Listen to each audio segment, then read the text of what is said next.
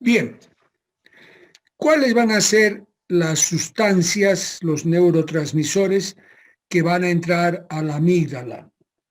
Especialmente el GABA, es decir, el ácido gamma-aminobutírico, que es un neurotransmisor inhibitorio. La amígdala es muy rica en receptores para el GABA. La serotonina no va a actuar directamente sobre la amígdala. La serotonina va a estimular al GABA. O sea, la serotonina hace o produce que ingrese más GABA. Entonces, una gran cantidad de neurotransmisor que modula la actividad de la amígdala es inhibitoria. La excitatoria es el glutamato.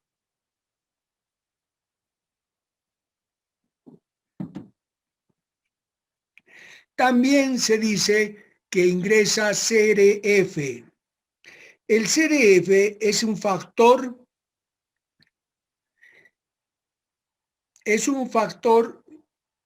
que se produce en el hipotálamo que estimula la producción de ACTH. Repito, el CRF, o sea, la sustancia química CRF, donde más se la encuentra es en el hipotálamo anterior y es el factor estimulante para que la adenohipófisis produzca ACTH. En este caso, esa misma sustancia química ingresa a la amígdala. La amígdala, a su vez, va a secretar sustancias a través de su vía amígdalo-fugo-ventral o a través de su vía estría terminal, produciendo CRF, glutamato y noradrenalina.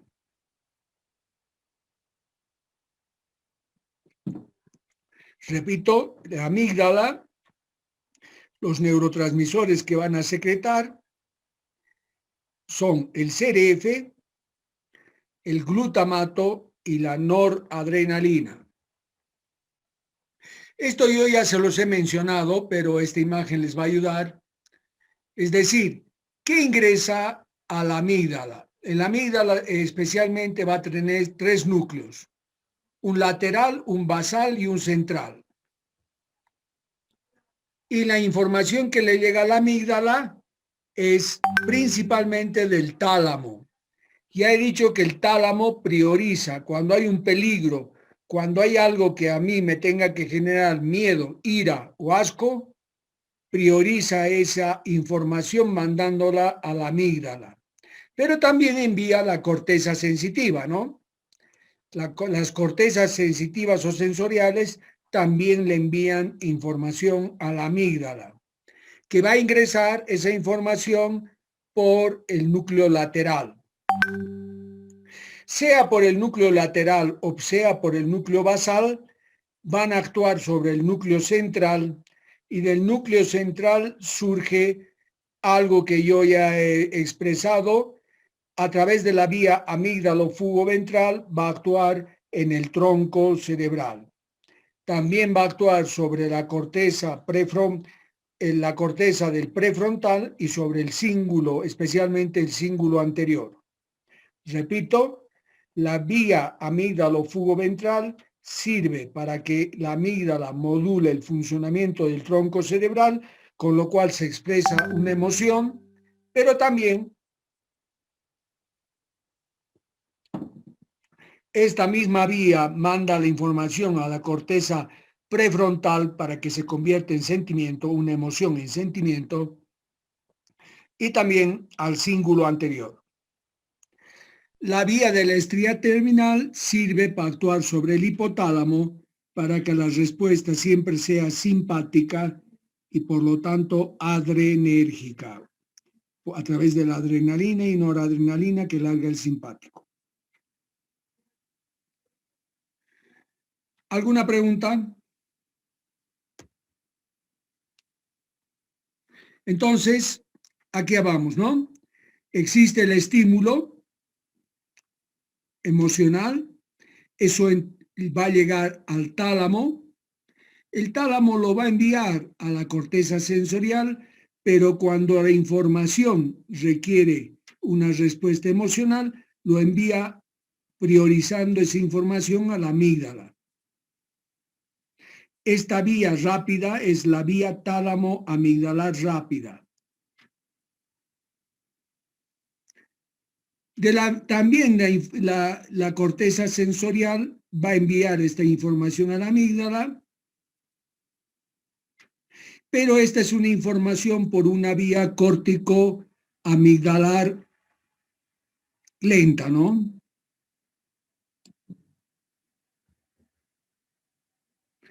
Y la amígdala produce las respuestas emocionales o la emoción.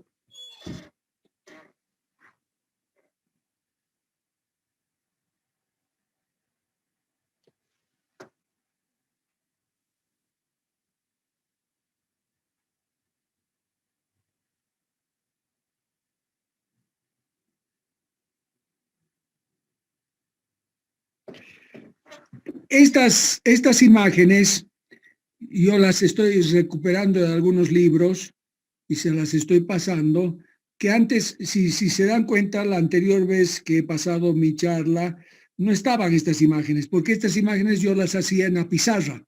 Yo al dar mi clase tenía la posibilidad de dibujar en la pizarra.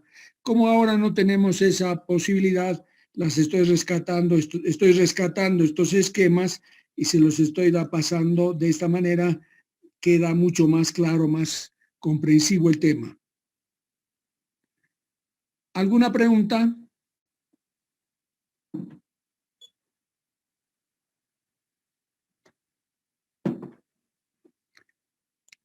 Bueno, si no hay más preguntas, el tema de emoción estaría terminado.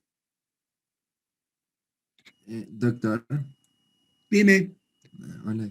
Doctor, quería saber, digamos, si hay alguna diferencia entre, digamos, el procesamiento, digamos, la emoción, la respuesta emocional que puede darse más allá de la velocidad por la vía tálamo-amigdalar o la vía córtico-amigdalar. No a nivel de velocidad, sino en alguna otra característica de la respuesta, ya sea la forma, la intensidad, demás.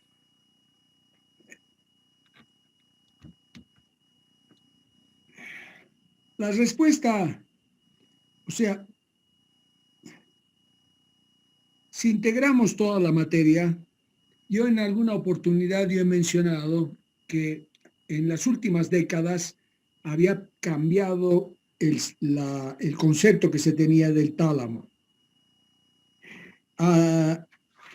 Siempre se pensaba que el tálamo era un simple repartidor de información, es decir, distribuía la información donde correspondía. Pero ya hace más de 10 años, va a ser casi 20 años, que cambia el pensamiento sobre el tálamo, e incluso yo tengo una regla mnemotécnica que el tálamo es papi. ¿Por qué papi? Porque es personal, ¿ah? Es pático, quiere decir que ya tiene una actividad de agrado, de desagrado, es individual, ¿ah? Y es afectivo, es decir, ya tiene contenidos de afecto. Y esto le permite al tálamo discriminar en el sentido de que si llega un estímulo con desagrado, generalmente el desagrado es porque tiene que haber una respuesta adaptativa, y esa respuesta adaptativa es la emoción. Y entonces prioriza, por eso utiliza esa vía amígdala, tálamo-amígdala rápida para mandarla a la amígdala, pero después lo manda donde tiene que mandar, lo que es la secuencia normal del cerebro, que es tálamo, áreas primarias, secundarias, área de asociación parietotemporo-occipital, y ahí se integra la información. Pero ya antes ha habido la respuesta emocional, o por lo menos hay una simultaneidad, como le decía Cannon. Cannon y Barth decían, no, no es que la emoción es anterior, simultáneamente esa información está llegando a la corteza cerebral y se está expresando la emoción.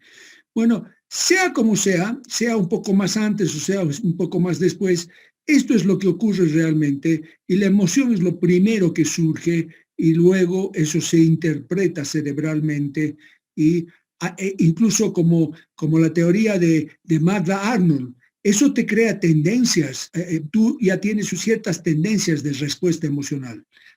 O sea, la emoción la tienes como programa genético, pero tú vas a ir modulando esas respuestas emocionales y al final solamente creas tendencias de respuestas emocionales. ¿Mm? ¿Alguna pregunta? ¿Alguna pregunta?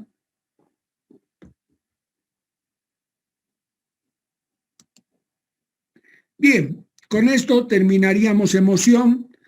Quizás el día la próxima semana vamos a estar haciendo repaso, se lo voy a pasar rápidamente y, y ya en la siguiente semana estamos dando el segundo parcial.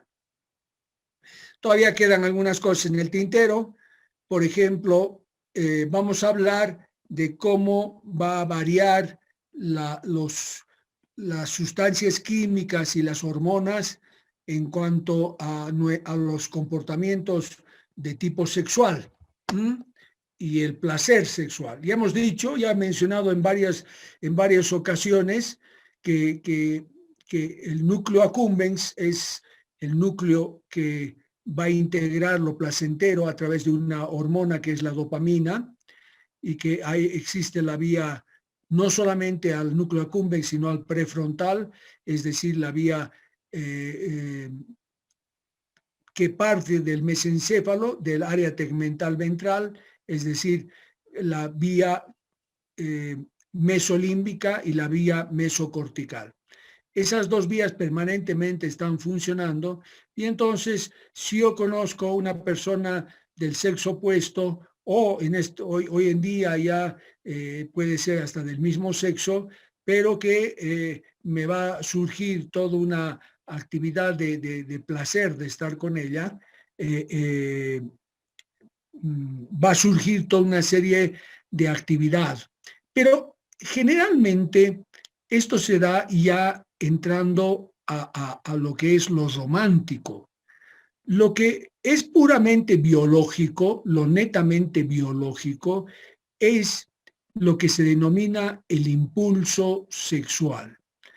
Es lo primero que aparece. Y la hormona responsable, justamente es la dopamina por las características de placer, pero la otra hormona importantísima, bueno, la dopamina no es una hormona, es un neurotransmisor, sería el neurotransmisor, la dopamina, y la hormona, la testosterona.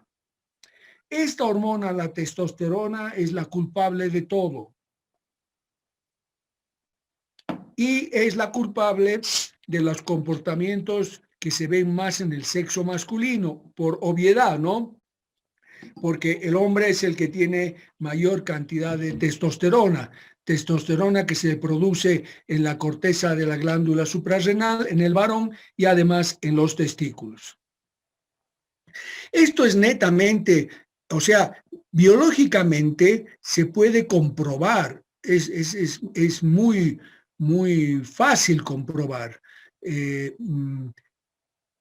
Hace años ya biológicamente se sabía la importancia de los testículos en los machos, cuando me refiero a otros animales, y en el hombre, en el Homo sapiens, que si tú le sacas los testículos, cambia el comportamiento, es decir, se reduce ostensiblemente su impulso de tipo sexual.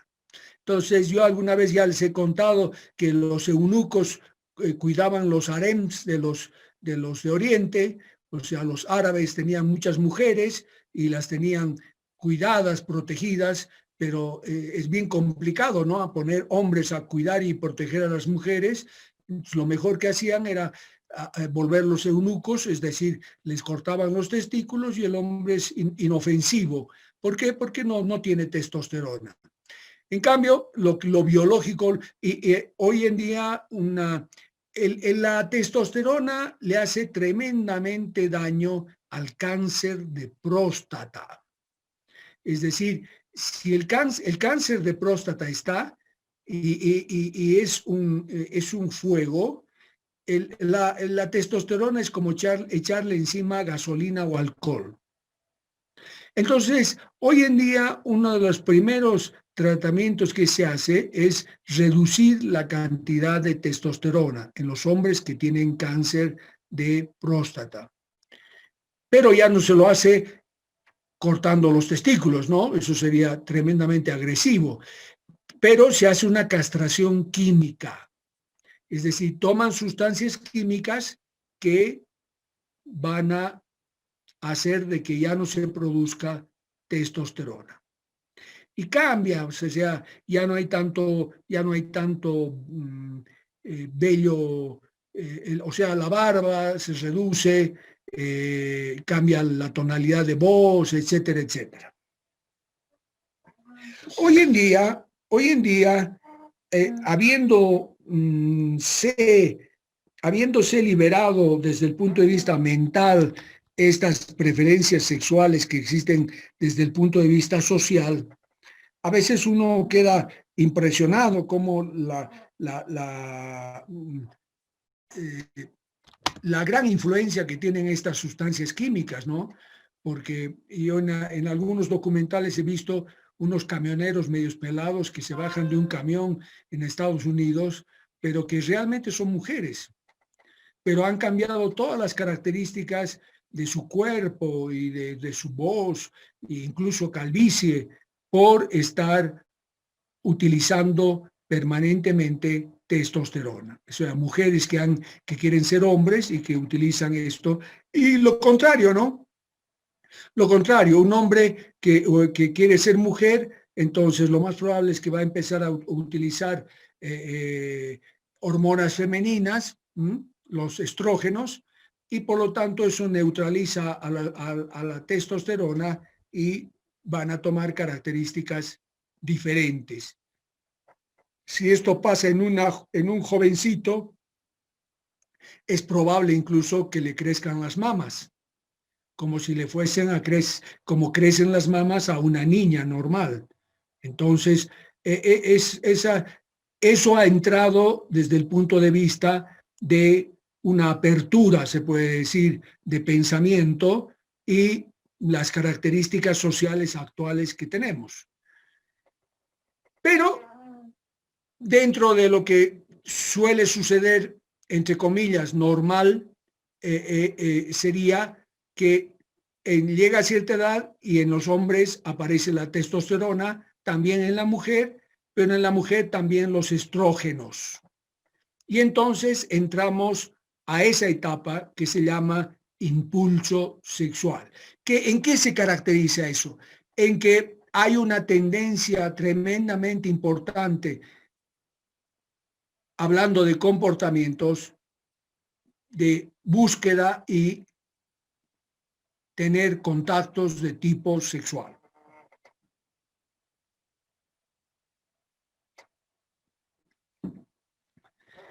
Por supuesto que esto también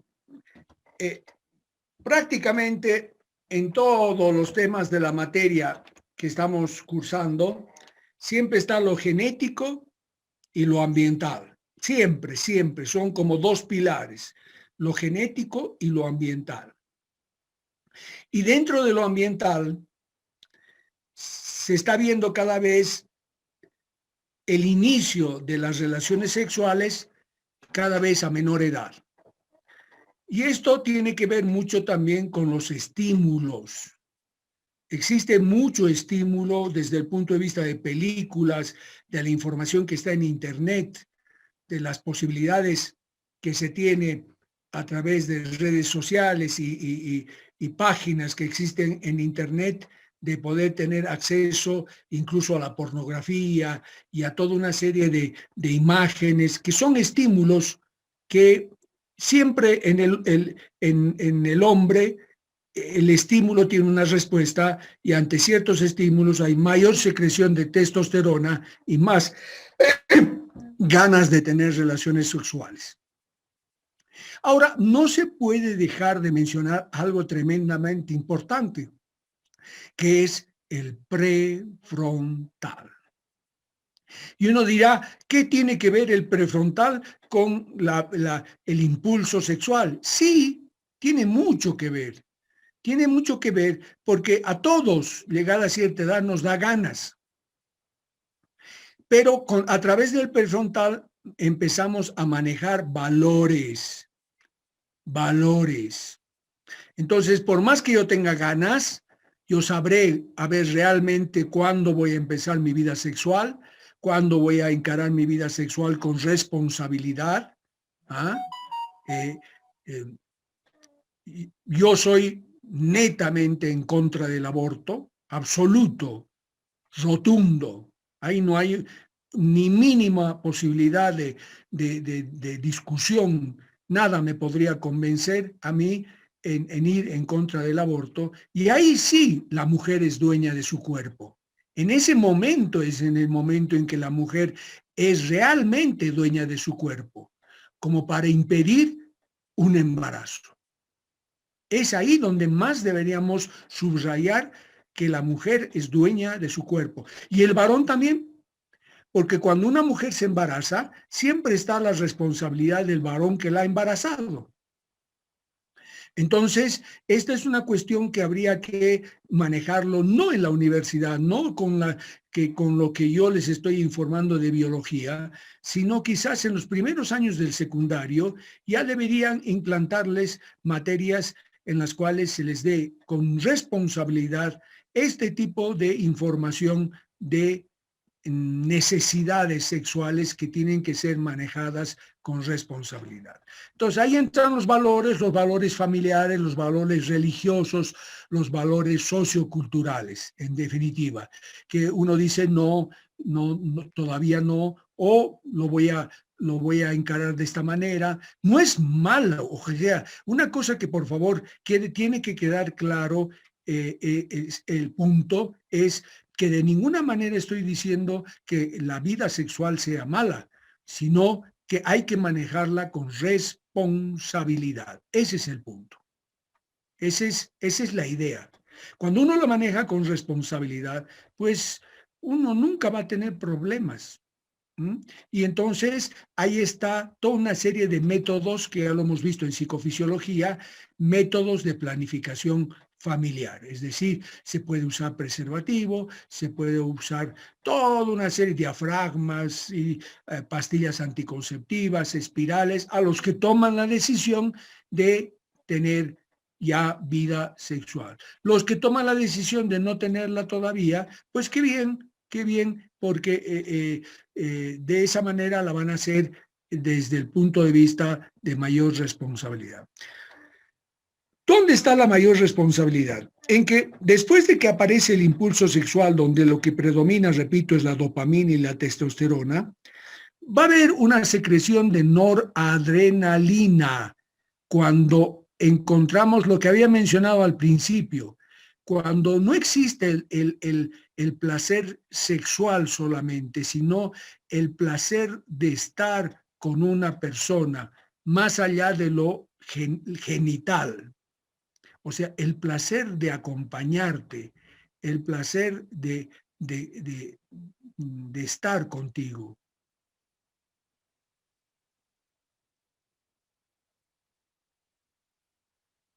Miren, muchachos, lo que es la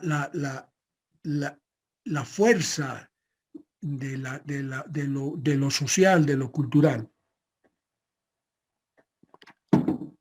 Vivimos en una sociedad tremendamente machista y siempre lo ha sido y por sí probablemente va a haber muchos años más que lo sea. Entonces, yo con mi mujer he empezado realmente, yo la he conocido más o menos el año 72 a ella y y nos gustamos, porque me gustaba mucho, pero no se concretó nada. Tuvimos una o dos salidas así de juego, se puede decir, pero nada más, sin nada de ningún tipo de acercamiento, ni siquiera de pareja, nada. Y después yo me encontré en Buenos Aires con ella. Y cuando ya me encontré en Buenos Aires con ella, sí, fue todo pasión, pasión y enamoramiento. Y a eso me voy, porque empieza a segregarse noradrenalina y ya cambia, ya no es impulso sexual, es amor romántico. Y el amor romántico implica a que sí tienes ganas, tienes necesidad de vida sexual, pero ya no con cualquiera, porque en el impulso sexual tú tienes ganas, no vamos a decir con cualquiera, pero estás abierto o abierta a tener relaciones sexuales. Pero cuando ya es amor romántico, más bien no quieres saber nada de nadie, solamente quieres con una persona con la que te has enamorado, es decir, con la cual ya no solamente está el vínculo sexual puro, sino, o sea, la pasión, sino el vínculo, el término es exacto, es afecto, es me he enamorado, es sentimiento afectivo. Y hay algo más, otro término que me gusta a mí personalmente, es ternura, el término ternura. Entonces, si ustedes se dan cuenta, no es solamente lo sexual, porque lo sexual no tiene nada que ver con la ternura. ¿Mm? Pero si con una persona tú ya tienes una relación de afecto, ternura y además tienes pasión y sexualidad, está todo, ya se ha integrado, ya está todo integral. Y entonces en esa integralidad, yo con mi mujer, que me encontré el año 73 en Buenos Aires, ¿ah? Yo he nacido en 54, entonces no tenía, iba a cumplir 19 años, era changuito, pero en esa corta edad yo ya la he empezado a cuidar a mi mujer. ¿Por qué? Porque ya teníamos relación, vida sexual, ya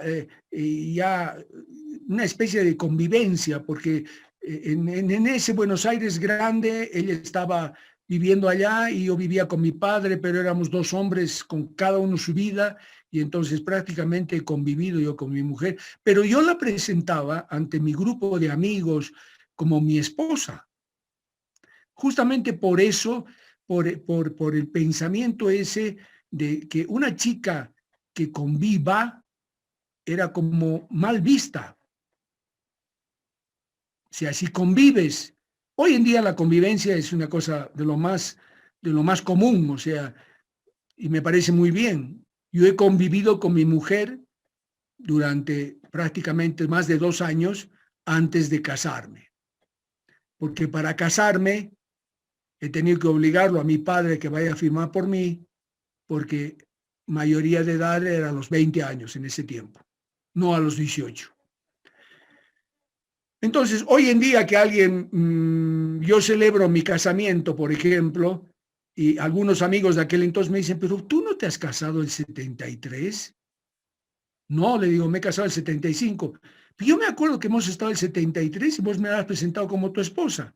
Y hoy en día puedo decir, sí, lo que pasa es que yo ya convivía con ella. Pero esto es lo interesante de la importancia sociocultural de todo eso, que hoy en día, por ejemplo, vuelvo a repetir, uno dice mi pareja, ni siquiera dice mi esposa, mi novia, nada, sino mi pareja y punto, porque convive, mucha gente yo sé que convive desde muy jovencitos. Hasta aquí, ¿alguna pregunta?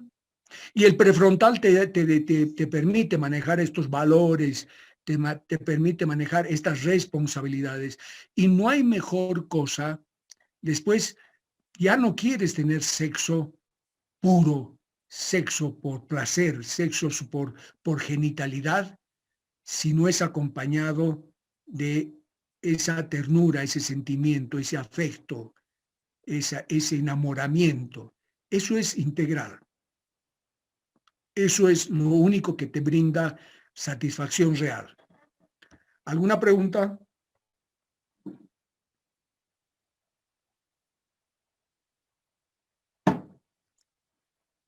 ¿Qué ha pasado? ¿Está mal el internet?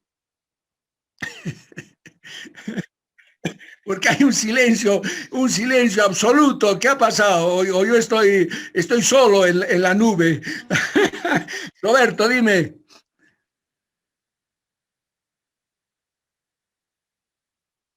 A partir de los 17, 16 años, es variable.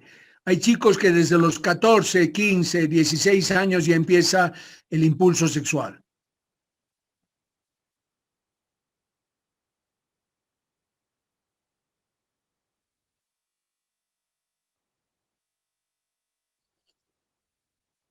Porque es que depende, hay tanto hombres como mujeres que se enamoran muy tarde.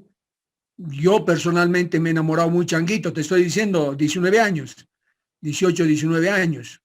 Y entonces, por suerte, y digo suerte, esto se ha mantenido, hemos sido muy, quizás,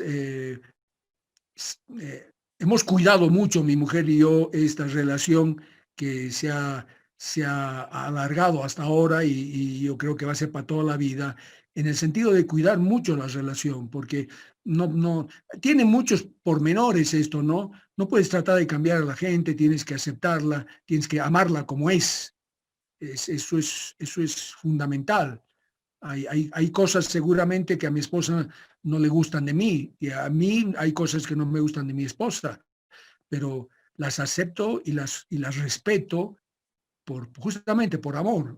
El amor es lo que te lleva a una tolerancia y a una aceptación que si no lo puedes aceptar, entonces no amas. ¿Alguna pregunta más, Roberto, o alguna otra persona? Doctor, ¿y qué pasaría con los que no tienen este impulso sexual? Porque hay personas, por ejemplo, los sacerdotes que no tienen, hay algunos que se caracterizan por no Perdón, sentir, ¿quiénes no tienen? los sacerdotes, por ejemplo, algunos que no. No, perdóname, Rebeca. Los sacerdotes tienen. Esto es biológico. Los sacerdotes, los que saben manejarlo, lo manejan bien. Y Doctor, los que no saben manejarlo, pues no son buenos sacerdotes. doctor, una pregunta. Sí, Amir. ¿Y qué sucede con los asexuales? ¿Es alguna alteración biológica, hormonal? No, la persona que no tenga este instinto de tipo sexual, porque es un instinto, lo hemos visto, es un instinto no homeostático, es porque no tiene, debe tener dosajes bajos de testosterona. Esto es, esto es, esto es biológico, esto es instintivo. Ahora, si tú tienes un prefrontal que dices, yo soy sacerdote, yo voy a brindar mi vida a Dios, y entonces lo que he dicho, ¿no? Todo es genético y es ambiental, y dentro de lo ambiental está los estímulos. Entonces, un sacerdote puede vivir muy aceptablemente evitando estímulos. Pero si un sacerdote se pone a ver películas pornográficas, por supuesto que va a terminar teniendo sexualidad, porque está estimulando más todavía la secreción de hormonas. Pero eh, es lógico, es, es, es, es eh, eh, todo nace también a través de los estímulos. ¿Ah? Si tú no tienes estímulos o no te abres a la posibilidad de estímulos, pues no van a surgir los requerimientos y necesidades biológicos. ¿Está claro, Amir? Sí, doctor, gracias. ¿Alguna otra pregunta? Doctor, habíamos precisado en las clases anteriores 6 emociones, ¿no? Y Sí, habíamos dicho que miedo, ira y asco eran las que, digamos, un poco se trabajaban en la amígdala, ¿no? Tenía sí. la duda de exactamente entonces en qué parte o partes quedaría un poco la alegría, la tristeza, la sorpresa, qué estructuras se encargan. de esto específicamente? Eh, por ejemplo, la sorpresa es mucho, no pasa por la amígdala, ¿ah? Y la sorpresa tiene que ver por ingreso del tálamo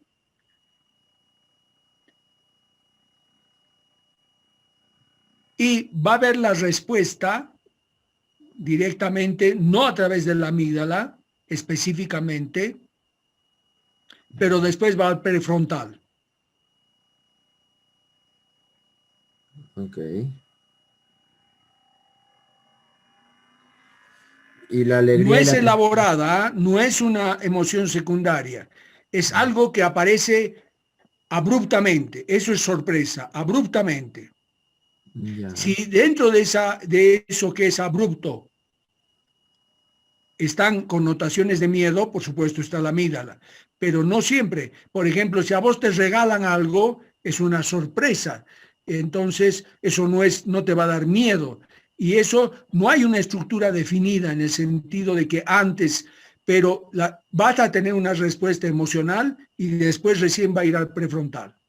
Ya. Y digamos la alegría y la tristeza, por lo menos, o sea, por ejemplo, a mí la alegría y la tristeza me suenan a estar muy relacionadas con el simpático y el parasimpático, pero igual habíamos hablado, por ejemplo, del biotono psicomotor en caso de depresión, entonces, no sé si es algo que tiene que ver más con digamos, con funcionalidad más que con estructuras específicas, digamos. Exacto, sí, sí, Luis, tú lo estás expresando. ¿Alguna otra pregunta? Bien, sigamos. Primero hemos dicho impulso sexual, después amor romántico. A través del amor romántico tú puedes hacer pareja o te puedes casar, pero ya has establecido una vida de pareja. Entonces, normalmente es normal que va a disminuir la pasión a través de una vida de pareja. Disminuye la pasión. ¿Por qué disminuye la pasión? Porque va a empezar a bajar tanto la testosterona como la dopamina y como la noradrenalina. Empiezan a descender y empieza a subir la oxitocina.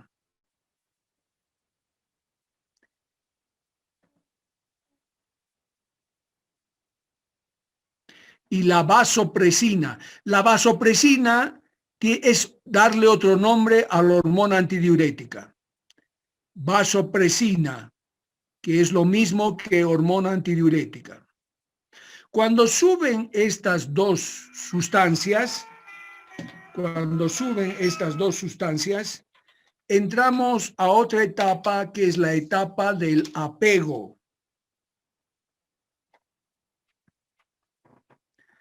Esta etapa del apego puede durar entre 5 y 6 años. Esta etapa del apego puede durar entre 5 y 6 años.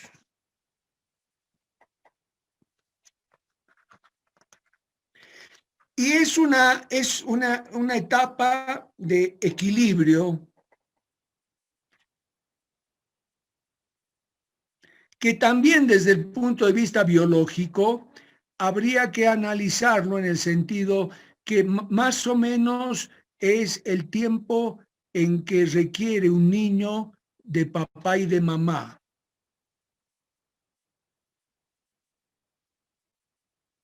Por supuesto que un niño lo va a requerir hasta que vaya a la universidad. Pero desde el punto de vista básico biológico, este acompañamiento coincide. Y entonces, ahí es donde se va a dar la mayor posibilidad de crisis en las parejas. Si alguien me dice biológicamente hay una gran posibilidad de crisis matrimonial o crisis de pareja, mejor llamemos, que va a llevar a un alejamiento? Sí, sí. Yo respondo sí. Biológicamente es muy probable que exista una crisis y que puede llevarnos al adulterio. ¿Por qué? Porque a pesar de que se dice que no, algunos autores dicen que no, la mayor parte de biologistas dice que una persona puede estar en el apego con su pareja y a su vez puede estar en un amor romántico con otra persona.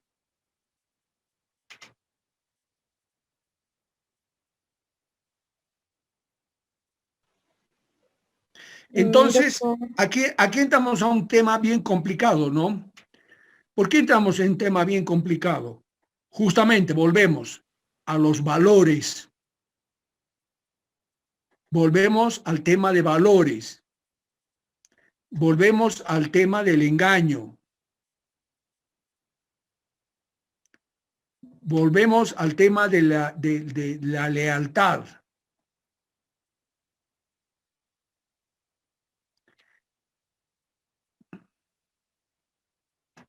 Entonces, generalmente hay una gran posibilidad. Si una persona está en apego con su pareja y está con amor romántico con otra persona, lo más probable que se va a quedar con el amor romántico y va a romper con la pareja.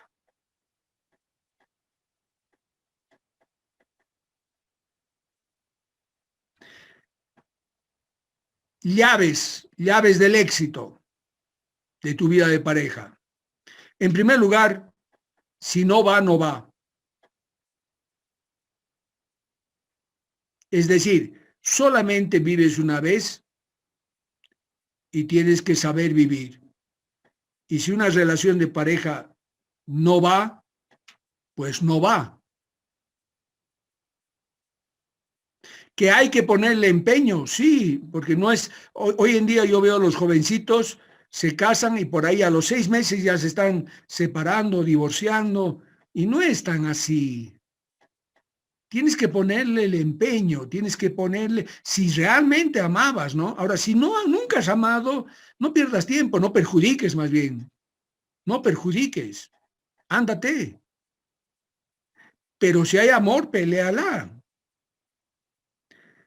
Entonces, lo principal es, ¿no? Saber realmente si amas a esa persona. Pero y si amas a esa persona, no la puedes lastimar.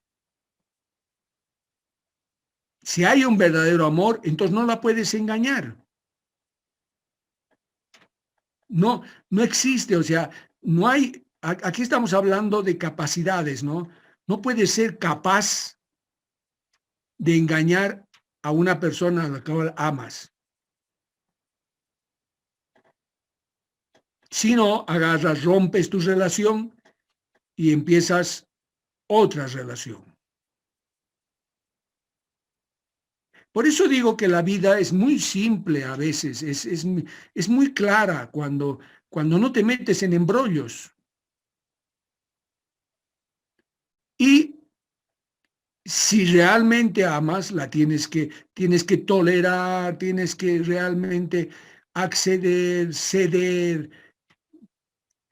Y lo principal, ya que hablamos de biológico, no puedes permitir que solamente esté ahí la oxitocina y la vasopresina. Vos te tienes que encargar de que empiece a secretarse dopamina y empiece a secretarse testosterona. ¿Cómo? Teniendo cenas especiales, haciendo regalo, creando situaciones especiales, viajando.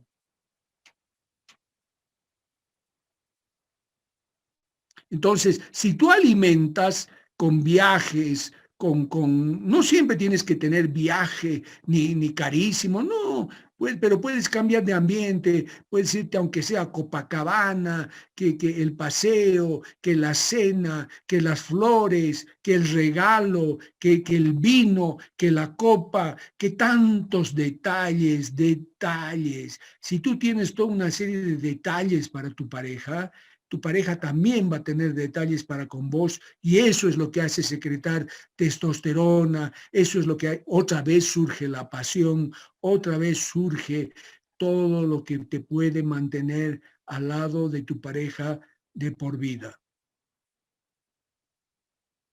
Doctor, tengo una pregunta.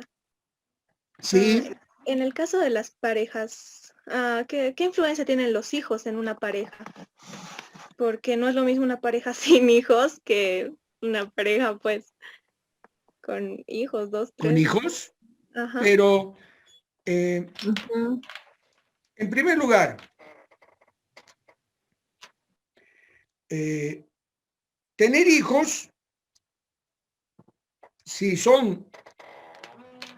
papá y mamá son responsables, tener hijos implica una relación para siempre con una persona. ¿Mm? Por eso hay que pensar muy bien en la planificación familiar, porque ese tu hijo siempre te va a obligar a que estés relacionado con papá o con mamá, siempre. Siempre vas a tener que pedir permisos, siempre te va a tener que firmar permisos si quieres viajar con tu hijo o con tu hija.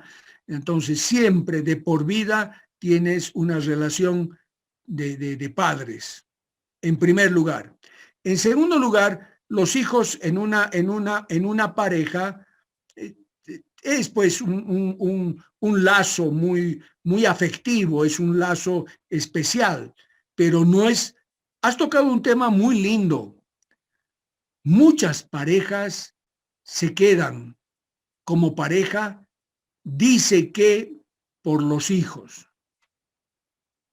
Y eso no puede ser, yo creo que eso es lo peor que puede existir, porque es como quitarles, es como que los hijos no se van a dar cuenta, los hijos se dan cuenta al tiro si una pareja se ama o no se ama. Si sus padres se quieren o no se quieren, o se aman o no se aman.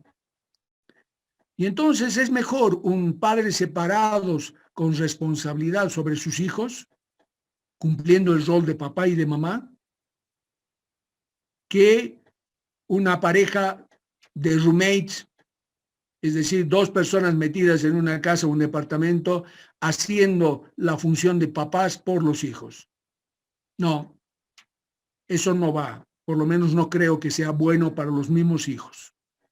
Se tienen que vivir realidades en las verdaderas dimensiones y son las dimensiones que se requiere desde el punto de vista, utilizo nuevamente las palabras de afecto y ternura que tiene que existir. Para que una pareja se lleve bien, no es obligatoriamente los hijos. La vida marital, la vida de pareja, la relación de pareja, se puede fortalecer con los hijos, pero no es imprescindible, para nada. Esa es una cosa, incluso yo conozco parejas que han tomado la decisión, tanto padre y madre, de decir, no vamos a tener hijos, queremos caminar por la vida así, como estamos. ¿Alguna pregunta?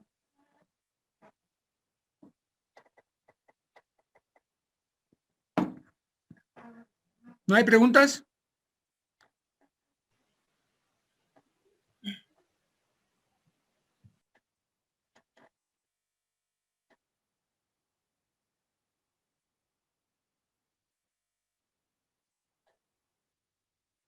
No, el amor no es una emoción.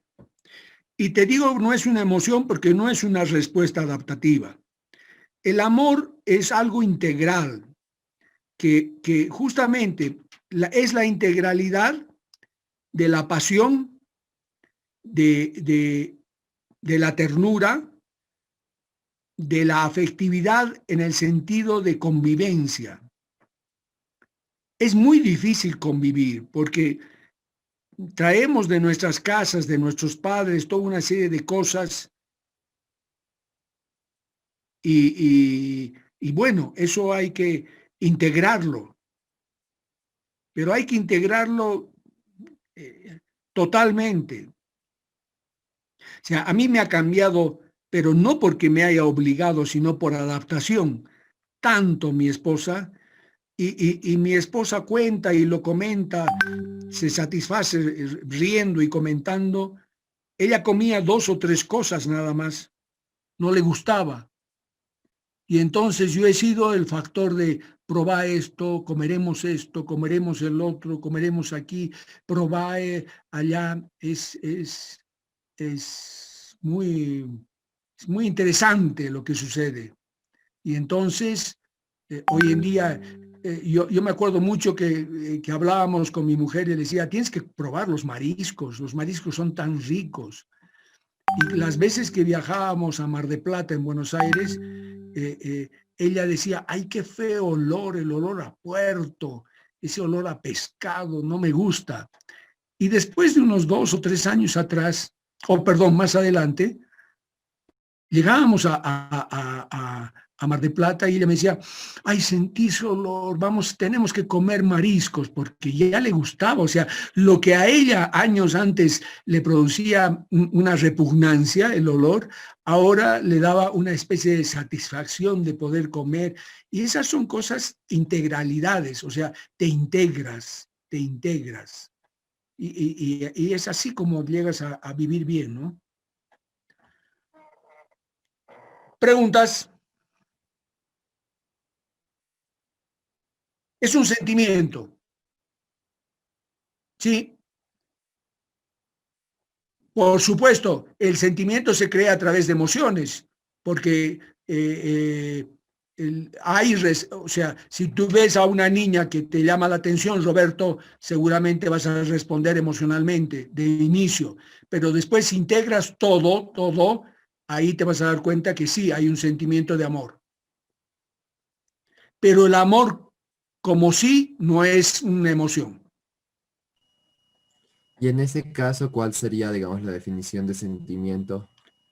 ¿Cómo? Perdón. En ese caso, digamos, ¿cuál sería la definición de sentimiento como definición? No, la definición de sentimiento es una integración cognitiva,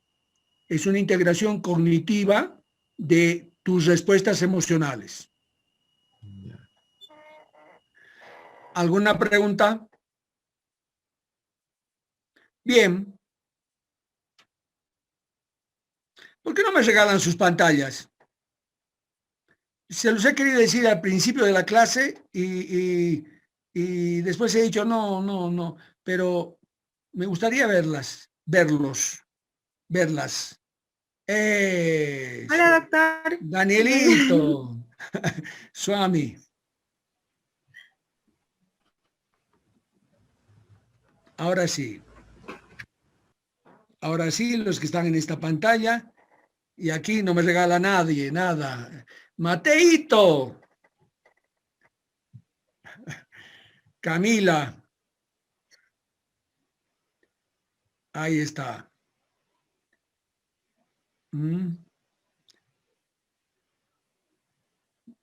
Se resisten.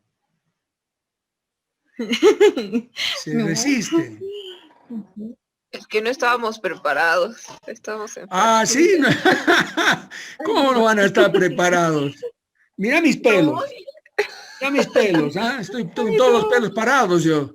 Estoy con todos los pocos pelos que tengo están parados. Mira, increíble. A ver, ¿qué opina del tema? ¿Alguna pregunta? Bueno, doctor, viendo todas estas situaciones, bueno, yo personalmente cuando, no sé, yo siento que el amor... Perdón, otra vez. O sea, yo siento personalmente que el amor va más allá. O sea, yo personalmente, no sé si estoy enamorada, no sé, o sí, no sé, yo tengo mi pareja. Y pues yo cuando lo veo es como que, me da toda una serie de sentimientos encontrados, tristeza, felicidad, no sé. me da a veces una irritabilidad, me da ganas de, ay, agarrarlo y comerlo y así, o sea, y yo no sé, pues, si cómo es eso. No sé si me está entendiendo. No, No sé. toda persona que esté en pareja y que se da cuenta que hay, te das cuenta. O sea, yo creo que uno se da cuenta si realmente está o no está. Se sufre, por supuesto que se sufre porque llega un momento a veces que uno quiere, ama, desea y la otra persona te dice, no, yo no, chao. Pero, pero cuando el sentimiento es mutuo, se siente mucho, lo que vos dices, sentimientos encontrados. Por supuesto que sí, que existen sentimientos encontrados, porque, porque no todo está bien. O sea, no es que todo es un camino sobre ruedas. No, no, eso es engañarse, para nada. Uno va a llorar, uno le van a caer lágrimas, va a pasar momentos malos, va a pasar momentos de crisis, va a haber enfrentamientos y si hacemos un análisis de nuestras propias parejas, ahí es donde uno más se va a dar cuenta si realmente está enganchado o no está enganchado. A mí me da mucha satisfacción. A veces yo hablo con ustedes y las trato de jovencitas, de niñitas, y después a veces veo en Facebook las fotos de ustedes con sus hijos. Y yo digo, ¡a la miércoles!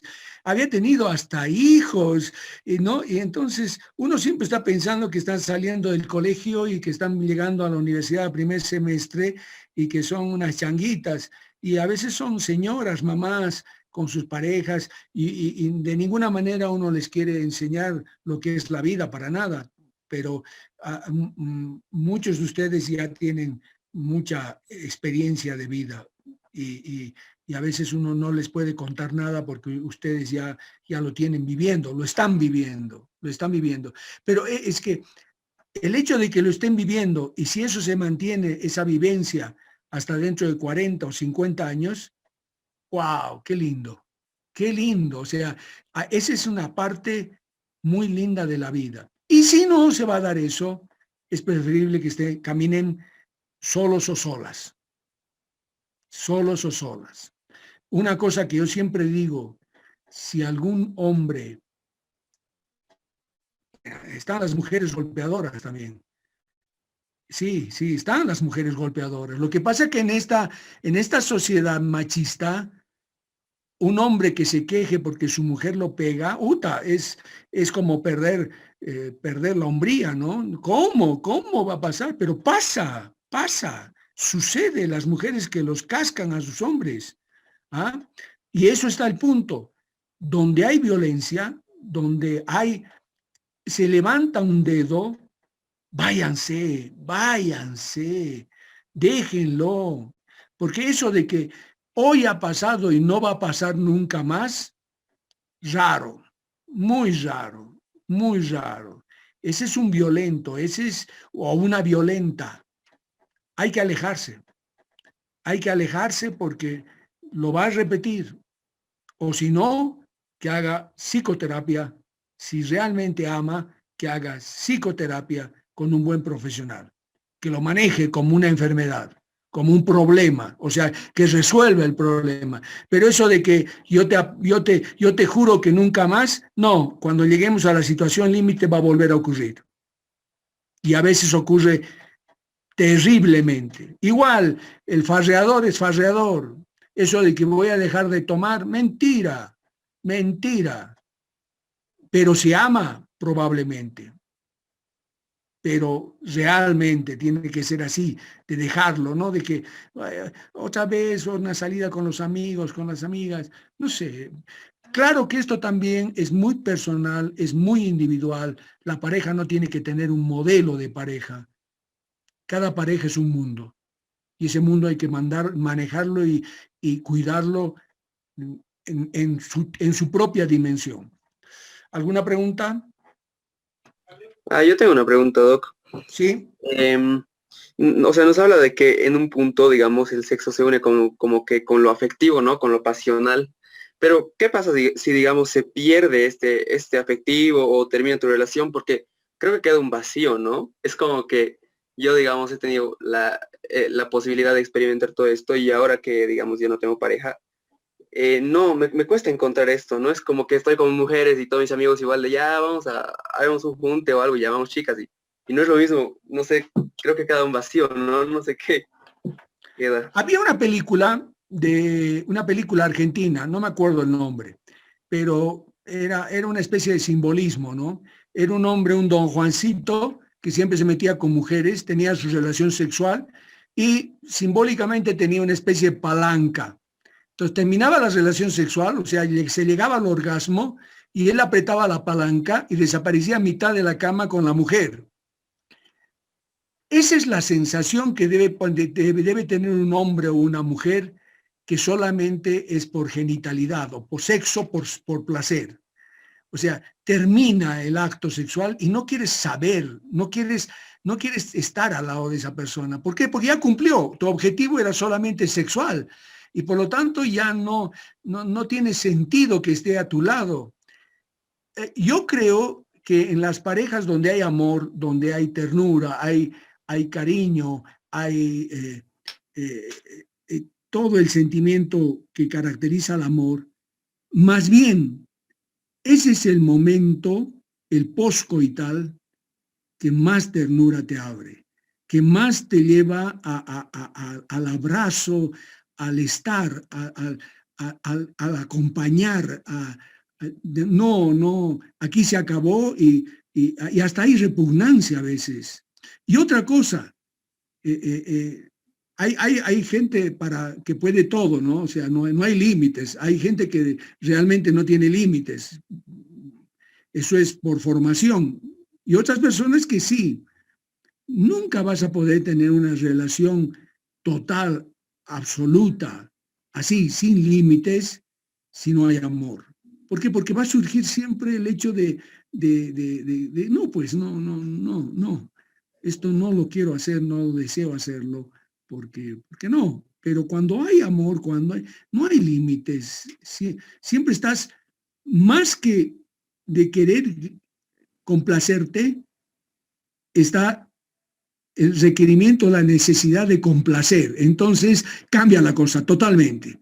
Ir a una relación sexual pura por placer es buscar tu placer.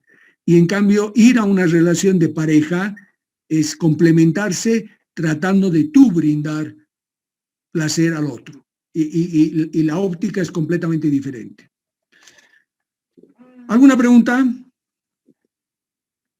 ¿Alguna pregunta? Doctor, yo tengo una pregunta. Según su experiencia, ¿cuál puede ser el secreto para mantener tantos años un matrimonio, ¿no? Porque ahora creo que los jóvenes, o bueno, los que ahora se casan, no duran mucho en sus matrimonios. Entonces, ¿cuál es el secreto? Bueno, más que secreto es el hecho, lo que estaba hablando, ¿no? Uno, el respeto. El respeto es una cosa tremendamente importante. Dos, tolerancia. Tienes que tolerar. Tienes que saber tolerar. Y la tolerancia pasa por el afecto, es decir, a veces te quedas callado, incluso si no dices nada. ¿Por qué? Porque no quieres herir, no quieres lastimar. Pero no puede ser de que tú nomás lo hagas y el otro nada. Tiene que ser mutuo. Y eso de que sea mutuo, eso es lo que te da premio. O sea, te das cuenta que te están cuidando. O sea, cuidas y te cuidan. Te sientes cuidado. Te sientes protegido por tu pareja. Y así también estás permanentemente protegiendo a tu pareja. Y lo que he dicho, ¿no? Es decir, yo en esta pandemia hemos engordado un poco yo y mi mujer. Y acaba de recogerme del hospital mi mujer. Y hemos hablado de algunas cosas y me dice, en mi hospital me han dicho que estoy flaca. Y yo le digo, no estás flaca. O sea, tampoco estás gorda, pero no estás flaca. Y no me vengas con que vas a dejar de hacer gimnasia, porque quien me hace hacer buena gimnasia es ella, a mí. O sea, me ayuda y me colabora. ¿Me entienden? O sea, esa convivencia de todos los días, de hacer cosas juntos, de hacer gimnasia juntos, de mirarte al espejo y estar, pues, yo nunca me he caracterizado porque son realidades, ¿no? Nunca he sido un lindo yo, más bien todo lo contrario. En el grupo de amigos que tenía, todos eran lindos y bonitos y yo era el feo del grupo. Entonces, pero la mirada que a mí me pega mi mujer, yo me siento lindo. O sea, me siento hermoso para ella. Y eso me brinda ella, y eso no tiene precio. Esas son las cosas que realmente, si alguien me pregunta en secretos, es eso. O sea, es lo que sientes de tu pareja que te cuida, que te quiere, que te adora, y lo mismo lo brindas. Y entonces estás flaquito para ella, estás para ella, estás cuidándote para ella. Eso es lindo, esas cosas alimentan, yo creo, una pareja. ¿Alguna pregunta? Bien, vamos a entrar por lo menos un poquito al tema de drogodependencia,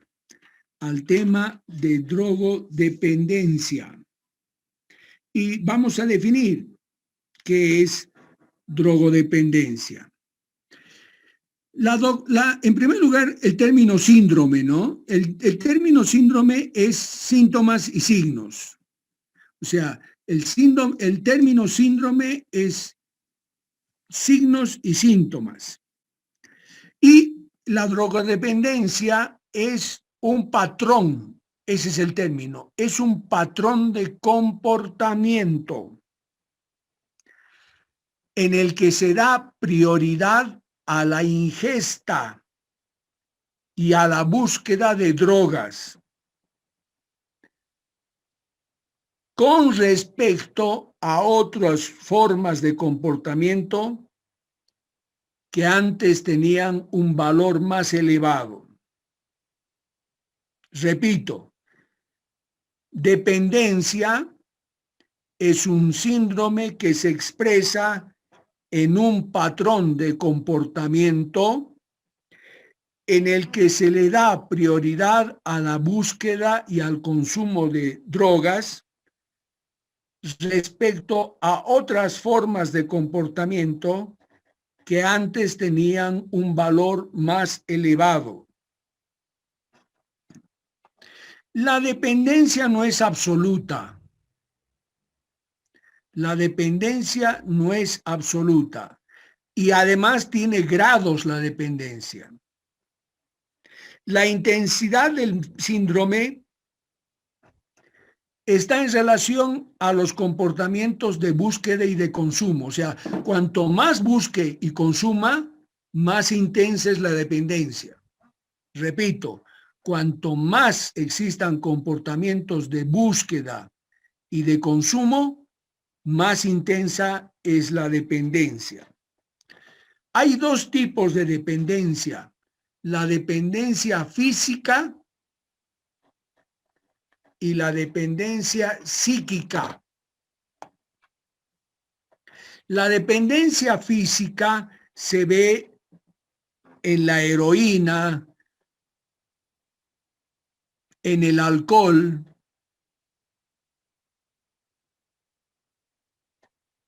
generalmente los que están dependiendo del alcohol o heroínas, como son drogas fuertes, es muy difícil el poder dejar de consumir, porque va a traer mucha repercusión física por su dependencia, que es física. Entonces hay vómito, hay sudoración, puede haber incluso delirios, hasta alucinaciones. En el tema de alcohol es conocido el término delirium tremens. Delirium tremens. la persona tiene alucinaciones y pensamientos que están relacionados con el delirio.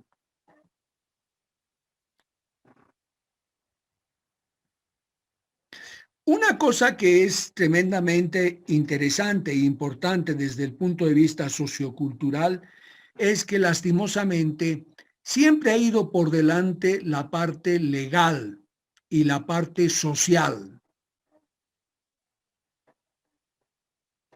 Yo me acuerdo cuando era joven, si querías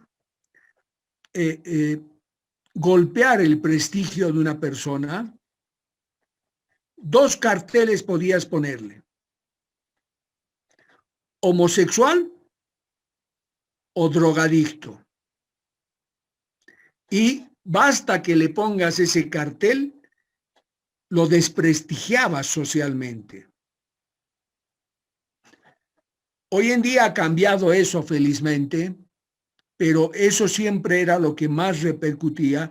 Y la parte legal, ¿no?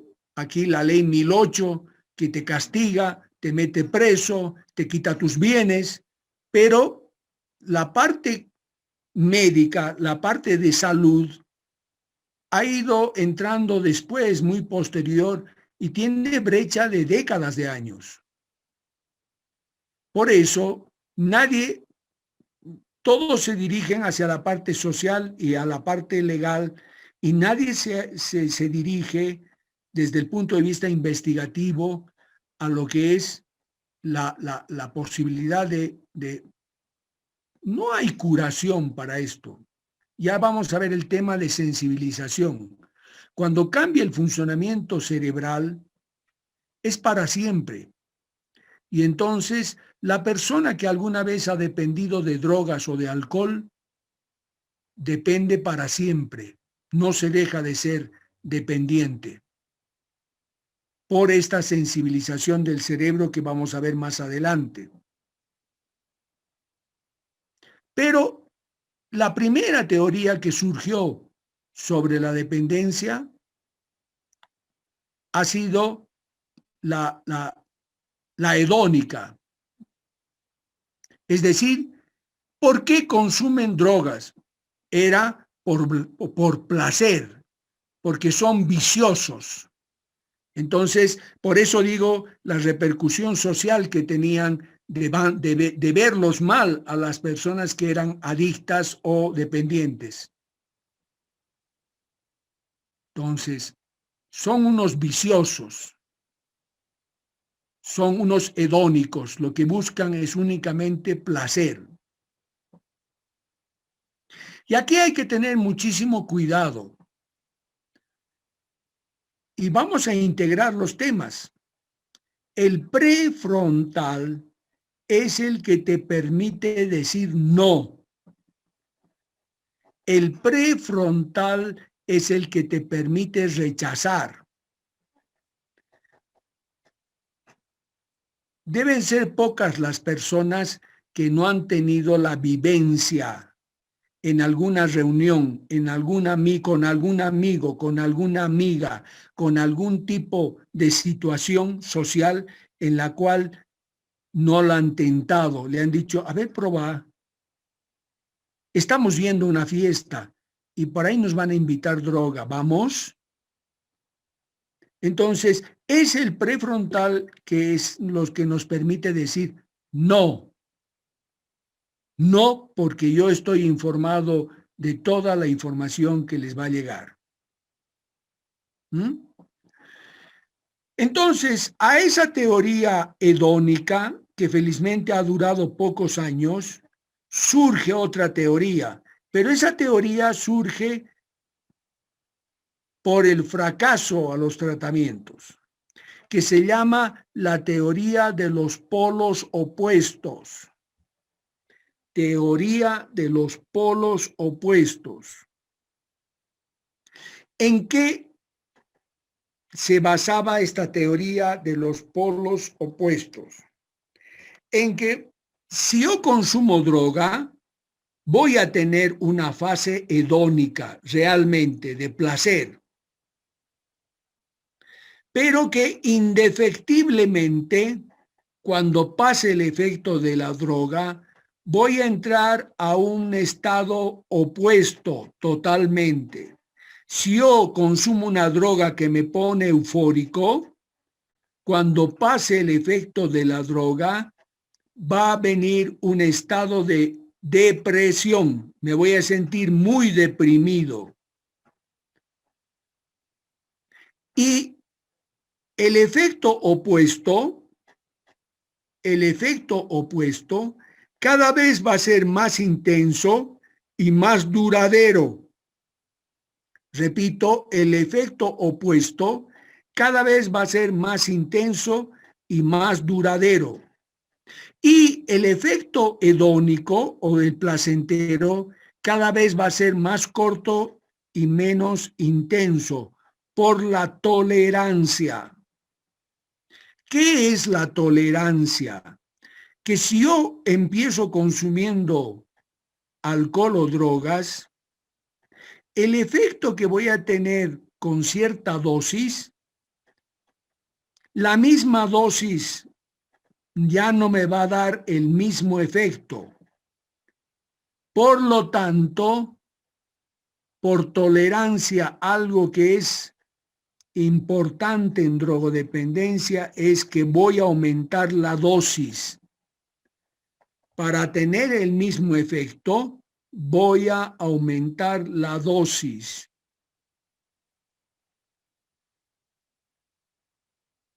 Y entonces, el efecto, vuelvo a repetir, es corto y cada vez menos intenso, el hedónico o el placentero, y siempre el efecto opuesto es mucho más intenso y más duradero. Tanto que al final ya no consumo para sentir placer, sino que consumo para no sentirme tan mal. La única manera de romper el efecto opuesto, que es tan intenso y duradero, es volver a consumir. Y este retorno al consumo me lleva a una más prolongada e intenso, efecto opuesto.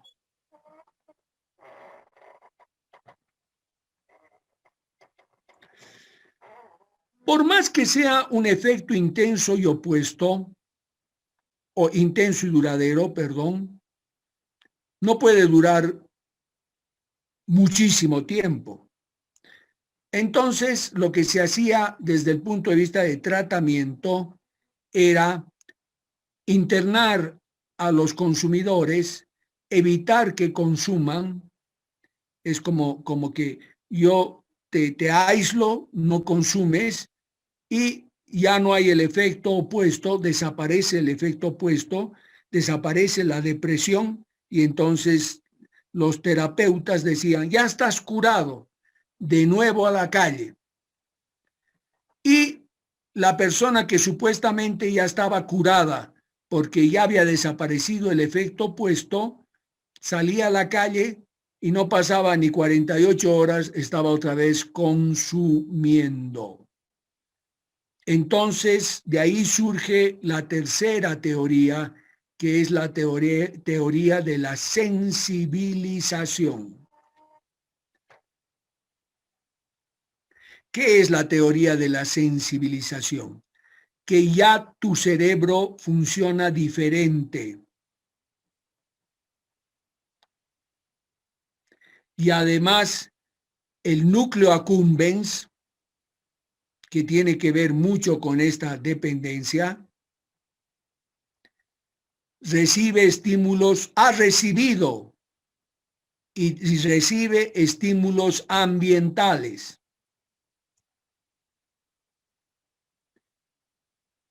Entonces, si tú fumas marihuana y te encuentras con tus amigos marihuaneros, es imposible decir que no, porque otra vez te da ganas de consumir, por más que haya desaparecido el efecto opuesto. ¿Por qué? Porque tu núcleo accumbens responde a los estímulos ambientales. Si tú escuchas, mire muchachos, yo he tenido la vivencia de la década, finales de los 60 y principios de los 70. Y La Paz en esos años era una especie de circo. ¿Por qué? Vos caminabas por el Prado y estaba llena de mochileros, llena de mochileros. Abundaban los mochileros, como ahora los venezolanos, así. Pero no, todos juntos en el Prado, los mochileros. ¿Y por qué había en La Paz tanto mochilero? Porque el mochilero venía a buscar algo que no estaba muy difundido, o por lo menos era difícil de encontrar afuera, y se podía llevar. ¿Qué era? Cocaína. Los mochileros venían en grandes cantidades a La Paz a conseguir cocaína. ¿Y qué traían?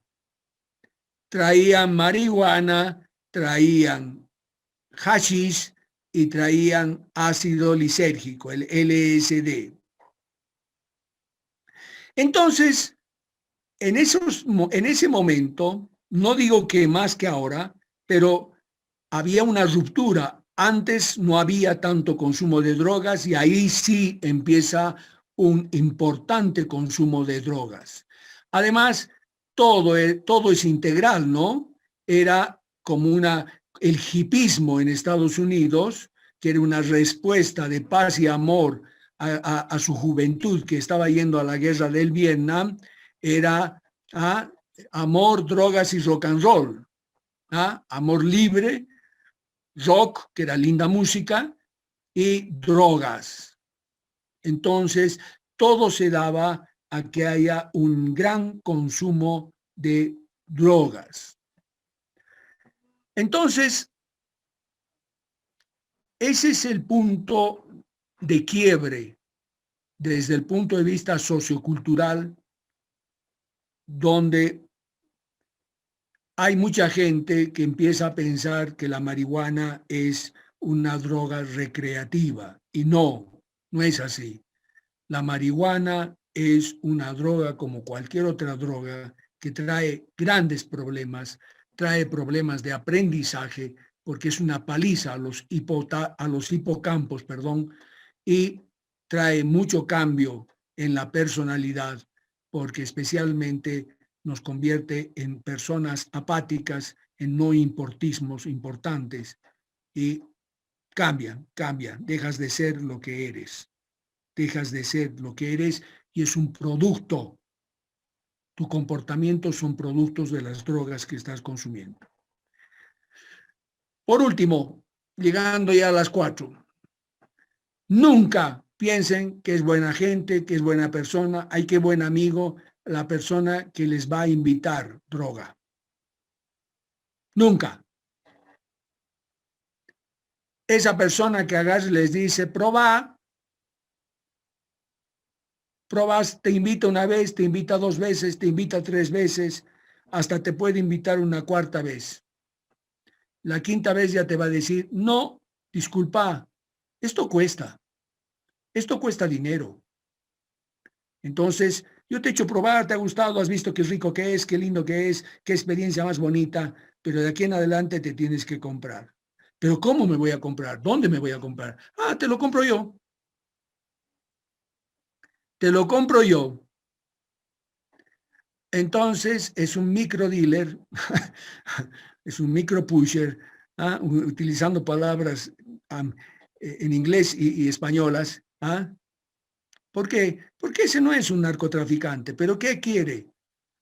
Quiere comprárselo para 3 o 4 personas, o 5 personas, o 6 personas, para que su consumo le salga gratis.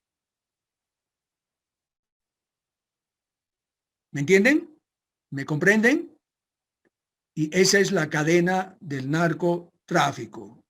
Vos dependes de una persona para que te lo compre, porque no conoces quién vende, pero el que te lo compra no te va a dar el valor de la droga, te va a dar un pedazo de lo que vos estás pagando y el otro pedazo se va a quedar él para su propio consumo. Esa es la cadena, te están usando, te están utilizando y ojalá no caigas en dependencias terribles, terribles, terribles. Es que ese es el punto y por eso yo soy tan antidroga también, porque he visto destruirse matrimonios, he visto destruirse empresas, he visto destruirse vidas y quitarse la vida, quitarse la vida. O sea, perder la vida por drogas. Suicidios, muchísimos, muchísimos, porque se pierde la libertad. Vuelvan a ver la definición de dependencia, es decir, los comportamientos que antes eran más elevados dejan ya de estar. Y tu único comportamiento al final es la búsqueda y el consumo. Y al final terminas vendiendo el televisor de tu casa, terminas haciendo cosas increíbles, inaceptables, cosas que nunca has pensado que podías hacer para conseguir tu dosis del día. Terrible. Una de las drogas muy baratas pero tremendamente dañinas es la base. La base es no es cocaína no cristalizada. Entonces eso lo juntan con tabaco y lo fuman. Y es tremendamente adictivo, es tremendamente adictivo. Y entonces otra cosa que es tremendamente adictivo son los inhalantes. Los inhalantes. Y entre los inhalantes están las personas que están con su pañuelo y están oliendo a tiner o están oliendo toda una serie de sustancias que directamente al inhalarlas tiene un efecto desde el punto de vista cerebral. ¿Alguna pregunta? Yo, Doc. Sí. Bueno, dejando de lado, digamos, estas drogas que son ilegales, no sé, quería preguntarle a usted si considera que el tabaquismo es un problema para la universidad, porque si bien yo he tenido mucho acercamiento con, digamos, drogas, he sabido evitar, pero el tabaco en la U es tan frecuente, o sea, todos fuman dentro de los pasillos y todo, que no sé si usted lo considera, pero yo creo que El es un gran problema muy del tabaco, la nicotina no tiene un gran efecto sobre el cerebro, o sea, no es un efecto tremendamente deleterio. Hablemos las cosas como son, pero sí produce cáncer de pulmón. Y hay muchísimo trabajo sobre la nicotina y el cáncer de pulmón. Ahora, es mucho menos dañino que el alcohol, porque no te cambia mucho tu funcionamiento cerebral desde el punto de vista de comportamiento. El tabaco no te altera mucho el comportamiento. Por eso nunca ha sido considerado tremendamente ilegal o algo así. No, porque justamente no hay una gran repercusión sobre tu comportamiento a nivel cerebral. Pero hoy en día hay que evitar el tabaco porque está tremendamente comprobado la relación de tabaquismo y cáncer de pulmón. ¿Mm? De que es una adicción y tiene una dependencia psíquica muy importante y es muy difícil para mucha gente dejar de fumar. ¿Alguna otra pregunta? Doctor, esto del tabaquismo también produce cambios, o sea, en el organismo. Por ejemplo, yo cuando fumo, bueno, ya, como ya no fumaba, entonces ahora he agarrado un cigarro y realmente me ha hecho mal.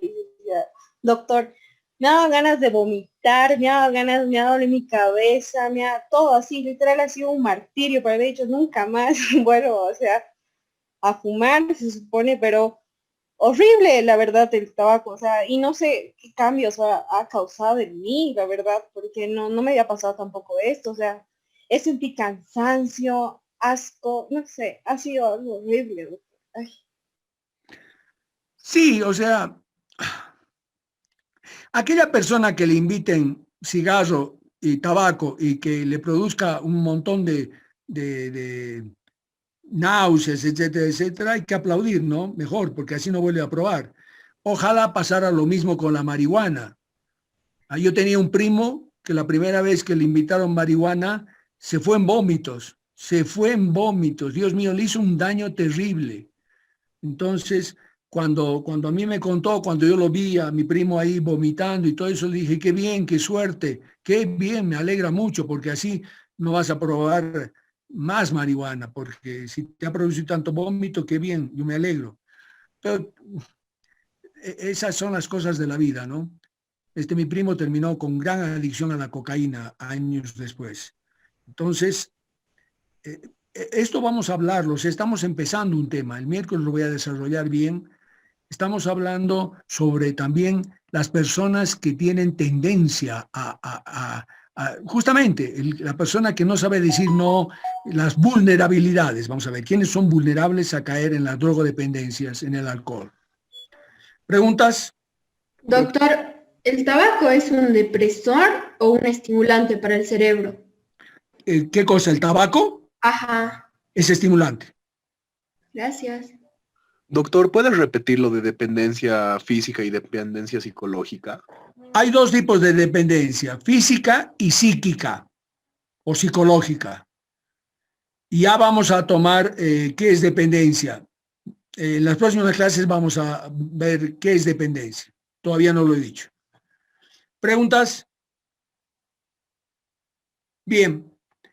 Nos vamos a mi pantalla.